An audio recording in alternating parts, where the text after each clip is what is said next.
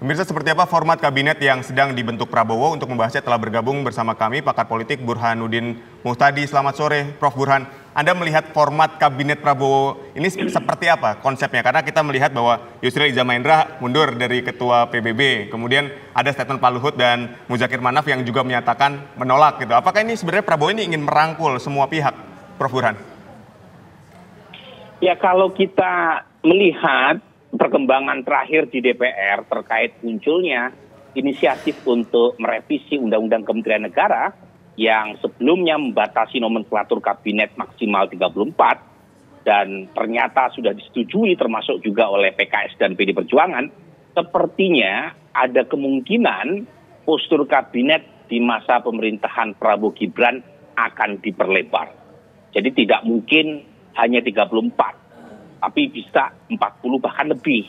Nah, pertanyaan yang muncul kemudian adalah apakah sudah dihitung oleh Pak Prabowo sebagai presiden-elek terkait dengan plus minusnya. Plusnya tentu bisa mengakomodasi banyak kepentingan, termasuk membuka opsi untuk menarik kekuatan oposisi yang ada di luar ke dalam. Kalau pos kementeriannya itu diperbesar dengan asumsi akomodasi politik jadi lebih memungkinkan. Tetapi minusnya juga tidak terhitung banyak, termasuk dari sisi demokrasi akan menutup pintu buat munculnya checks and balance kalau semua kekuatan ditarik ke dalam kekuasaan, termasuk juga efisiensi dan efektivitas. Karena kalau diperlebar, itu big is not always beautiful. Jadi kalau diperlebar, diperbesar postur kabinetnya, maka kemungkinan terjadi overlap dan kemudian pembengkakan anggaran itu juga semakin besar. Dan jangan lupa kalau kita bandingkan dengan banyak negara, 34 pos kementerian yang sekarang ada saja sudah termasuk besar. Amerika setahu saya kurang lebih sekitar 15 menteri. Padahal penduduknya jauh lebih besar ketimbang Indonesia. Kemudian Inggris 21 kabinetnya.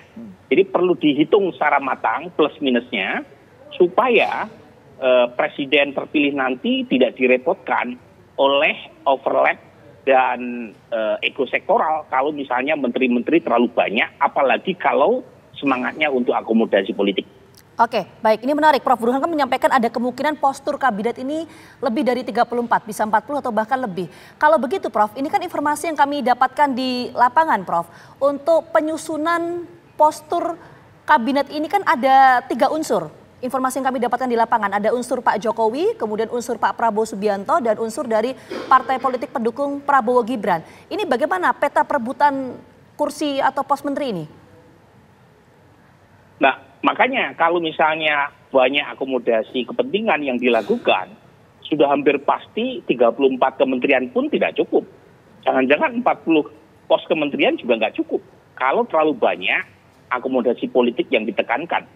Dan Gina, bukan hanya 3 unsur yang punya potensi untuk mewarnai ya pembentukan kabinet mendatang, tapi juga misalnya kalau kita lihat postur kabinet sebelumnya, itu kan ada representasi dari TNI, ada representasi dari Polri, ada representasi berdasarkan wilayah, ada representasi berdasarkan gender, agama, dan banyak lagi.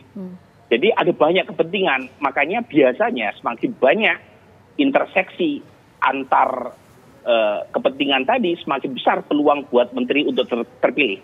Jadi misalnya dia berasal dari kekuatan partai, saat yang sama juga punya profesionalitas, kemudian juga berasal dari kalangan Indonesia bagian timur, perempuan, itu pasti akan dinomorsatukan karena ada banyak interseksi. Tapi lagi-lagi yang punya interseksi semacam ini kan nggak banyak ya. Jadi umumnya ya berdasarkan ujungnya keputusan prerogatif Presiden Prabowo nanti. Jadi menurut saya Pak Prabowo harus menghitung secara matang, kalau misalnya bisa mewakili banyak kepentingan semakin baik dan tidak perlu menambah pos kementerian yang menurut saya hanya sekedar bagi-bagi kekuasaan. Karena bagaimanapun tantangan ke depan besar. Jadi saya melihat memang kalau misalnya dilihat perkembangan terakhir, unsur itu yang lebih mewarnai dan karenanya Pak Prabowo harus matang betul ya, karena jangan sampai tadi muncul overlap, kemudian ego sektoral, dan kalau menteri dari partai kan biasanya Gina, itu punya majikan tersendiri karena mereka punya ketua umum masing-masing kan.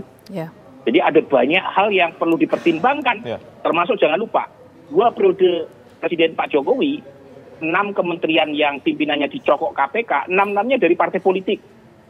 Jadi konflik kepentingan buat menteri yang berasal dari partai politik besar, meskipun kita akui mereka punya kepentingan dan kontribusi terutama dalam konteks pemenangan. Baik, Prof. Burhan, ketika melihat Pak Luhut ini kan menolak untuk menjadi menteri dan siap menjadi penasihat jika dibutuhkan. Kemudian ada Muzakir Manaf juga sama menolak bergabung di kabinet tapi siap untuk pemilihan Gubernur Aceh misalnya. Nah, apakah dengan adanya penolakan dari kedua tokoh ini membuktikan bahwa sudah ada ajakan dari Pak Prabowo untuk mengajak kedua tokoh besar ini untuk bergabung ke dalam kabinetnya? Kalau Pak Luhut saya yakin mungkin sudah ada pembicaraan informal. Tapi kalau Pak Muzakir Manaf saya tidak tahu persis ya. Apakah Pak Muzakir betul-betul ditawari oleh Pak Prabowo dan apakah tawaran tersebut bukan amis-amis lambe ya, tetapi betul datang dari Pak Prabowo atau tidak, saya tidak tahu. Karena bagaimanapun untuk konteks Aceh, kita tahu ya, Aceh kan dimenangkan secara telak oleh Mas Anies. Artinya, kalaupun toh Pak Muzakir Manaf mengklaim membantu pemenangan secara elektoral di Aceh, secara bukti menunjukkan bahwa Pak Prabowo kalah telak di Aceh. Nah untuk Pak Luhut tentu lain ya size-nya, karena Pak Luhut ini kan pertama orang dekat Presiden Jokowi dan saat yang sama mantan komandan Pak Prabowo, dan Pak Prabowo sendiri beberapa kali mengatakan once a commander, always commander. Jadi dugaan saya memang Pak Luhut mungkin ditawari oleh Pak Prabowo, tetapi memang ada persoalan tersendiri karena bagaimanapun Pak Luhut selain sudah senior, beliau juga sudah sakit kan. Jadi beberapa waktu lalu cukup lama beliau cuti karena sakit yang cukup menyita waktu. Jadi dugaan saya faktor usia dan sakit itu yang membuat Pak Luhut tidak bisa membantu sebagai menteri, meskipun membuka diri untuk memberikan nasihat. Oke, Prof. Burhan, kita ingin mendalami lagi tadi soal perebutan kursi pos menteri tadi ya. Kan ada beberapa unsur tuh ya, ada dari Pak Jokowi, kemudian Pak Prabowo dan juga partai politik pendukung Prabowo Gibran termasuk kelompok partisan non partai misalnya para relawan. Nah ini dengan banyaknya unsur ini, Prof. Burhan, bagaimana kemudian peran sentral dari Pak Prabowo sebagai pemilik hak prerogatif? Perebutannya petanya seperti apa di internal kalau prediksi Prof. Burhan? Jadi Pak Prabowo harus tampil sebagai presiden yang sesungguhnya.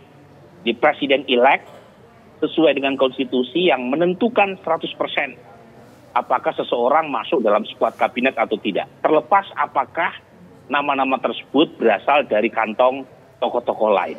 Jadi ujungnya adalah Pak Prabowo. Dan menurut saya bisa mengikuti saran, bisa juga tidak. Dan siapapun yang memberikan saran kemudian ditolak misalnya oleh Pak Prabowo, jangan marah. Karena Pak Prabowo yang mendapatkan mandat dari rakyat. Jadi baik buruknya ada di tangan Pak Prabowo. Meskipun nama-nama lain pasti akan punya kepentingan untuk memasukkan. Dan bukan hanya dari Pak Jokowi, tapi juga dari kalangan partai politik. Ya.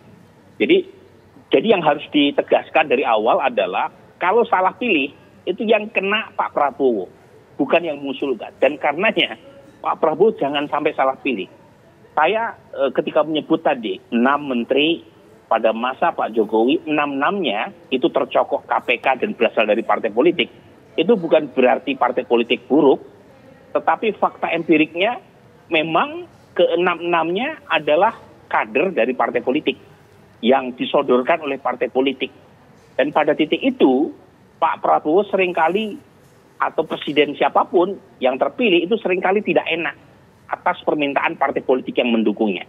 Makanya menurut saya yang lebih baik buat Pak Prabowo atau siapapun nanti presiden, partai yang mendukungnya itu silakan mengusungkan nama, tetapi kalau nama yang diperlukan untuk jadi menteri 3, itu sebaiknya partai politik diminta untuk mengusulkan 9.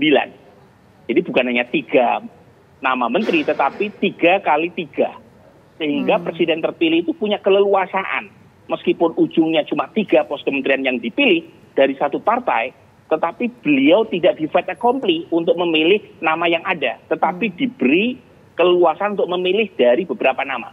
Dan itu yang ideal menurut saya. Ya, daripada misalnya di fait accompli nama yang tidak bisa ditolak. Dan termasuk misalnya relawan. Ini pada masa Pak Jokowi ya dikenal relawan, kemudian ada pos kementerian yang dipegang oleh relawan. Menurut saya juga perlu dipertimbangkan apakah relawan masih relevan untuk mendapatkan pos kementerian. Karena bagaimanapun ya, fungsi relawan namanya juga relawan. Kalau nggak rela, ya berarti bukan relawan kan begitu. Tapi lagi-lagi ini satu hal yang kembali ke Pak Prabowo. Misalnya zaman Pak Jokowi, wakil menteri itu ada sekian pos kementerian. Baik. Tetapi biasanya wakil menteri itu berasal dari profesional atau partai yang tidak lolos PT. Nah sekarang apakah itu mau dilanjutkan atau tidak Aditya, tergantung Pak Prabowo. Baik, misalnya ya, PBB, PSI kan tidak lolos PT.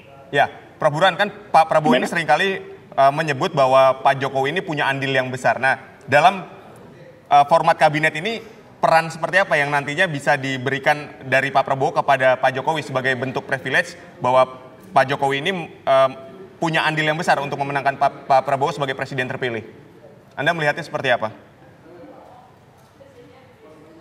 Ya, isunya kan ada beberapa opsi ya, termasuk misalnya menghidupkan kembali Dewan Pertimbangan Agung dan menempatkan Pak Jokowi sebagai ketua. Kemudian ada juga opsi misalnya muncul dari Ketua Dewan Pembina PSI, Pak Jokowi menjadi ketua partai-partai pendukung Pak Prabowo. Tetapi untuk yang kedua ini kan bisa menimbulkan komplikasi. Karena bagaimanapun kalau Pak Jokowi menjadi ketua partai pendukung koalisi partai Pak Prabowo, pertanyaannya Pak Prabowo bersedia atau tidak? Karena bisa memunculkan isu Pak Jokowi menjadi backseat driver. Jadi lagi-lagi perlu dicari formula kalau misalnya Pak Jokowi menjadi ketua Watimpres, tentu tidak memerlukan perubahan aturan main karena Watimpres sudah ada.